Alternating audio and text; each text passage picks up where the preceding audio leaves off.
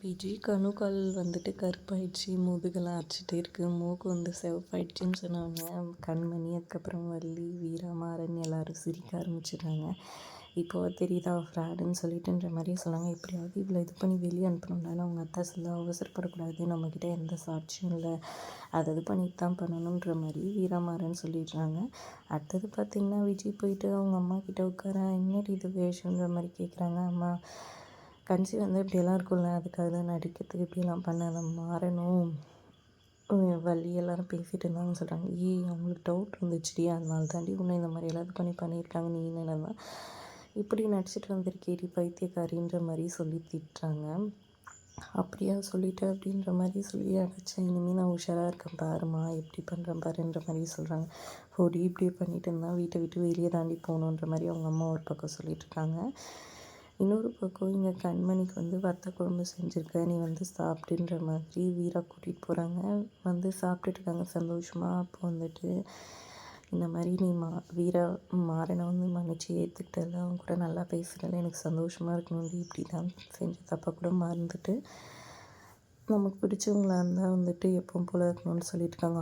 ஐயோ, நான்லாம் ஒன்றும் பெரிய விஷயம் பண்ணலடி, நான் நார்மலாக பேசுகிறேன் அவ்வளோதான், ஆனால் நீ உன்ன மாதிரி எல்லாம் என்னால் இருக்க முடியாதுடி, நீ எல்லாத்தையும் யோசிச்சு வச்சுட்டு கூட ஆனால் வந்துட்டு அவங்க கூட சந்தோஷமாக வாழ்கிற, அதுவே ரொம்ப பெரிய விஷயம், நானாக இருந்தேன்னா அப்படியெல்லாம் வாழவே மாட்டேன்னு சொல்லிடுறாங்க.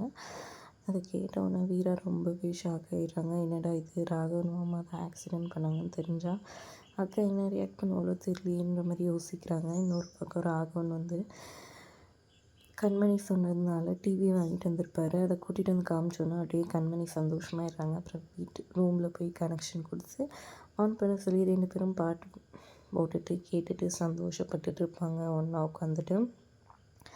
அதுக்கப்புறம் இங்கே பார்த்திங்கன்னா வந்துட்டு மாறன் வந்து ரொம்ப லேட்டாக வருவார். ஏன்டா இவ்வளோ லேட்டுன்னு சொல்லிட்டு கோவமாக திட்டிட்டு, உன்னால் தான் எல்லாமே நடக்குது, சரி ஓகே விடு, என் அண்ணன் ஆக்சிடெண்ட் நடந்துச்சுல, அப்போ என்னெல்லாம் நடந்துச்சு எனக்கு மொத்தமாக சொல்லு அப்படின்ற மாதிரி சொல்லி கேட்க, மாறன் வந்துட்டு உனக்கு அதை பற்றி கேட்க வேணாம் தானே சொல்லியிருக்கேன், எதுக்கு திரும்பி திரும்பி கேட்டுட்ருக்க, அப்போது கோவமாக திட்ட, உன்னால் தாண்டா எல்லாமே, மற்றவங்கள பற்றி யோசிக்கிறியா நீ பாட்டுக்கு உன் இஷ்டத்துக்கு இருக்க அப்படி இப்படின்னு செம்மையாக பிடிச்சி திட்டிடுறாங்க. இதனால் மாறன் கோச்சிக்கிட்டு வண்டி எடுத்துகிட்டு போயிடுறாரு.